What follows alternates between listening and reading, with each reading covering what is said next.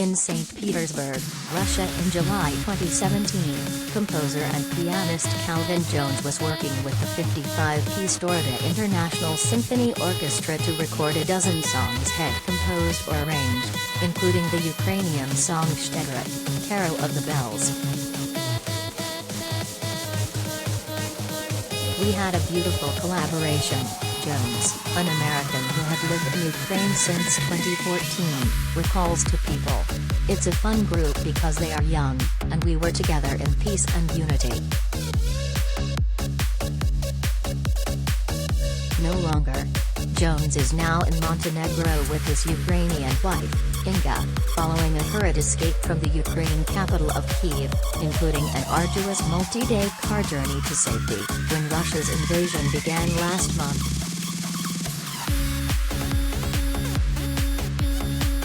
On Friday, the 55-year-old released for the first time his 2017 rendition of Shchedryk recorded with the Russian orchestra, with 100% of the proceeds going to two charities helping the victims of the invasion, Loads of Love and Music Mission Kiev.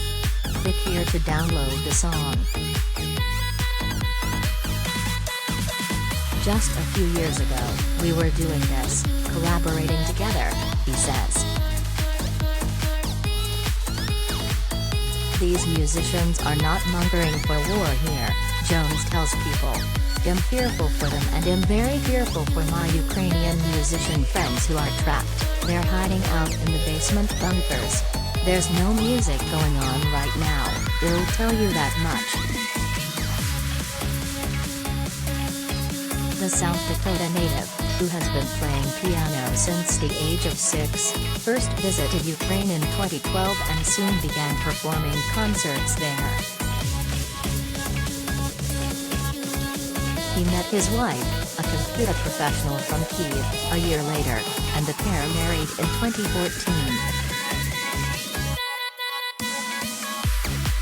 Early in the morning on February 24, in the onset of Russia's attack, shaking walls and a big deafening explosion awoke the couple.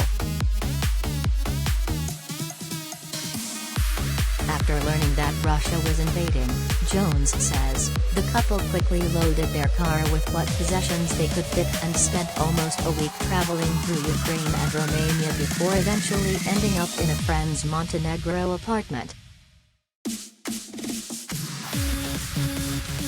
Jones and his wife are now hoping to get a visa for her to enter the US and start their lives anew.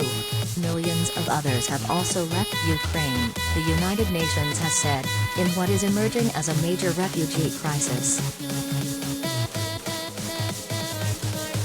"We're trying to put together something that's been torn apart," Jones says. "We don't know yet what will happen."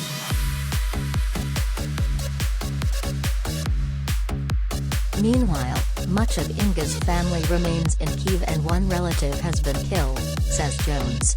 He is helping get her other relatives money to survive. "It's so hard for them to leave, even though bombs are exploding," he says.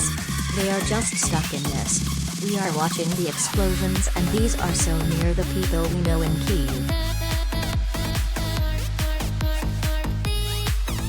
What horror Russian leader Vladimir Putin is now inflicting, Jones hopes that by sharing the song, he can provide a bit of hope and peace, he says.